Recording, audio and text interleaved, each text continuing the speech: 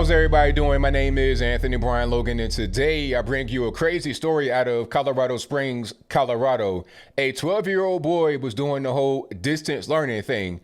You know how they have in school where you got to be at home on a computer doing a Zoom call to get educated that way because of the so-called virus.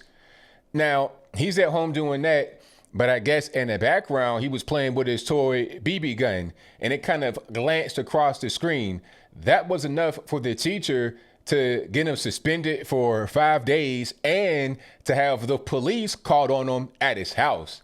Now, this story is really ridiculous. But before I go any further, let's go ahead and roll this clip. In the clip, you'll see what I said. You'll hear from the parents and how upset they were, and rightfully so. You'll see the young boy's gun collection and the gun in question. After we get done watching that, I'll come back. I'll give you my 2 cents, my deep detail analysis, and then I'll wrap it on up with a nice bow on top. So without further ado, let's go ahead and roll it. This is the toy gun, a green and black zombie hunter with an orange tip that led to Isaiah Elliott's 5-day suspension. The 12-year-old has a collection of toy guns, but his parents never thought he'd be suspended because of a toy that never left his house. He's in the comfort of his own home, and for the school to expect for there not to be any type of toys or anything around someone's home, it's pretty ridiculous. Dad Curtis Elliott is furious, and so is his wife, Danny Elliott. For them to go as extreme as suspending him for 5 days, sending the police out, having the police threaten to press charges against him because they want to compare the virtual environment to the actual in-school environment is insane. What a teacher at Grand Mountain School near Colorado Springs noticed in a virtual class prompted the principal to call El Paso sheriff deputies. The problem solvers obtained the sheriff report, and it confirms the teacher said she assumed it was a toy gun, but was not certain. If her main concern was his safety, a 2-minute phone call to me or my husband could have easily alleviated this whole situation to where I told them it was fake. Neither parents knew the school was recording their son's virtual class, but now said the district refuses to provide the video. This is the toy gun that he was playing with. Deputies did show the video to Curtis, and he showed us exactly what he saw. He was playing with the toy gun on this side of the couch. He picked it up, moved it like that to the other side of the couch. It just flashed across the school computer screen for maybe 1 or 2 seconds at the most. It would have been a lot easier for me to understand if my son had made a threat. Now they say their son has been traumatized by deputies telling their 12-year-old this could potentially lead to criminal charges in the future. He was in tears when the cops came. He was just in tears and he was scared. The Whitefield District Number 3 refused an interview request from the problem solvers, instead emailing a statement that reads in part, "We follow all school board policies, whether we are in-person learning or distance learning. We take the safety of all of our students and staff very seriously. Safety is always our #1 priority." But Isaiah's parents say safety was never a true issue, and suspending their son, who has been diagnosed with ADHD, helps no one. I definitely feel as if they crossed the line and they were extreme with their punishment, especially sending the police out and traumatizing my son and my family.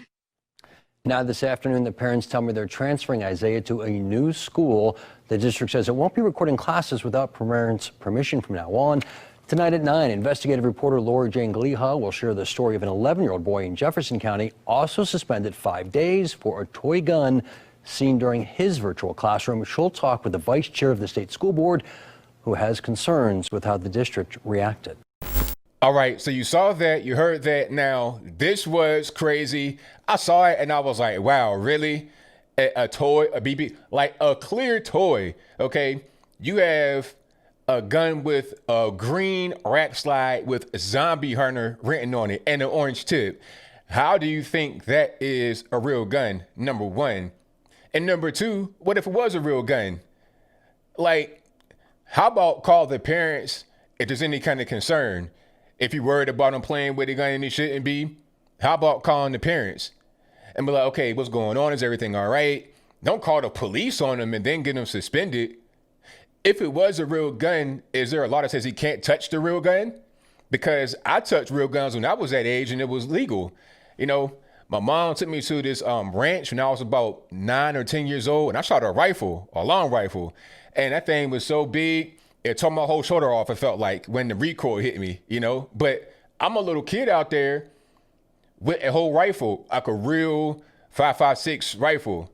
This was a 6mm plastic toy BB gun you can get off eBay right now, all right? With Zombie Hunter written on it. Why is that even a thing that is worth having the police come out there? All right, this is crazy. And you know what? Shout out to the parents. They seem really well educated, very calm, very cool and collected. And if I were them, I'd be suing immediately. Immediately.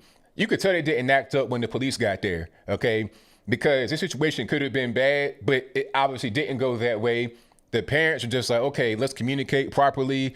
Call me, we figure out what's going on. And then they took him out of that school and sent him somewhere else. Now, hopefully he's able to go to a regular school that does not want to, number one, record the Zoom meetings. And then number two, call the police and suspend me and all that because of some toy guns. All right. Shout out to the parents. He has great parents, so he'll be just fine. But unfortunately, he was traumatized this time. And I can put myself in his shoes. I can feel how he feels because I've been a little boy, 12 years old, with a BB gun in my room. When I was 12, my gun looked real. I mean, his was obviously a toy with a green rack slide and an orange tip. Mine looked like a Glock 19. It was all black. It was metal compared to the plastic gun that he had, and it had no orange tip. If I was to go outside and just brandish that, then I'm a target. My parents, especially my mother, told me, do not go outside with that gun because it looked so real. It wasn't even a concern about the police trying to shoot me because I know it's going to be some Tamir Rice parallels. I know that they're going to say, well, he was 12 and Tamir Rice was 12. He could have got shot. Tamir Rice was outside with a gun with no orange tip on it, waving it at people. Okay, I was expressly told, do not do that. And I know this boy's parents said the same thing.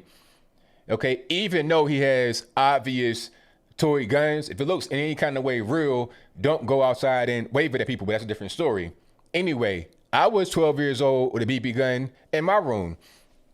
This could have easily been me if we had to do Zoom and stuff back when I was a kid because of something that happened at the school, a virus or whatever. And in my room, I had this white bookcase. I'll never forget it. I had a white bookcase, and in the bookcase, I had this clear plastic bin, probably about less than a foot long. And in the bin, I had a bunch of stuff, but mostly it was my BB gun and a clear plastic bag of my BBs. Now, if the bookcase is behind me and they see the gun in my plastic bin, they're gonna call the police on me and come to my crib over that. And I would go outside and shoot it. In a controlled environment, I would go to my uncle's house and shoot pots and whatnot. I would do that. But I had discipline and knowledge and education about the gun, although it was just a BB gun. All right. You get trained up being able to handle guns and, you know, being comfortable with them when you were a boy playing with little toys. It's just like you play with little trucks and cars and whatnot. That kind of gets you ready for the big boy toys. When you get to be older and you're able to drive real cars and whatnot. That's just kind of how it goes. That's just called being a boy and then growing into a man. But they want to call the police. This is an example of far leftist extremism gone way too far. You're that gung-ho over being anti-gun. You want to call the police on this boy for being inside his house with a gun. If Tamir Rice would have sat in his house with a gun and played with it there, it wouldn't have been no problem. But see, I'm not really sure if his parents were there or what's going on, but he was not educated properly. The boy in Colorado Springs did everything right. Being at home, not waving it around, and it was obviously a toy. The school, the system, the department, that teacher, whoever, they did everything totally incorrect. They didn't contact the parents. They're recording the Zoom call. What's really going on? I think we need to get back to just regular everyday learning because what's happening right here is just crazy. This is stupid. As I close, I want to say this. Shout out to the parents for being level-headed, for being very intelligent and teaching their boy right. They got them doing all the correct things. It was the school system in Colorado that failed them. They didn't do the right thing. All right. The kids and the parents on point, school system off point. That's how it is. But I think I'll leave that right there for now. And what say you? Do you think the parents were wrong to allow their boy to have toy guns inside of his own home? And that's your viewpoint. Let me know why in the comments below. Or were they right to allow their boy to have toy guns inside the house like most boys would want? If that's your viewpoint, let me know why in the comments below. You guys know where I'm at with it. I had all kind of toys. I had toy grenades. I had toy revolvers. Then I went up to like the BB gun. I had like the little the Daisy long rifle. I had all of that stuff. I had red guns, brown guns. Then I graduated to the more realistic looking BB gun, and now I got the real big boy. I got the AR, shotgun, handgun, whatever. I got all of that. But I was trained up from a young age to be responsible. That was a key thing. The schools out there in Colorado Springs were irresponsible. Maybe if they got trained properly with guns, then they wouldn't have done what they did with the boy. This could have been easily prevented. If you got a problem with what's going on and you see something that's not really right, call the parents on the phone, okay? And this boy that this happened to is not the only one. You've had other cases, all right, of different races as well, black, Asian, white, or whatever. Let's focus on trying to teach these kids properly and trying to get kids back in class rather than having these Zoom calls and spying, basically. Because one thing that we've not really covered in general is how these little Zoom calls and whatnot, it's a way for the school system to kind of invade on your personal space. All right. I never thought that they could come into your crib and inspect it and see if anything's wrong, then call the police. All right. That's more of a CPS type issue if there's a legitimate cause for concern. Not because you're teaching the ABCs 1, 2, 3s, you get all triggered and butthurt and then you want to call the police. Totally ridiculous. An overreaction to say the least. But whatever your thoughts are, please let me know in the comments below. And that's all I got to say for this video. If you like what you heard, please comment, rate, share, and subscribe. Peace.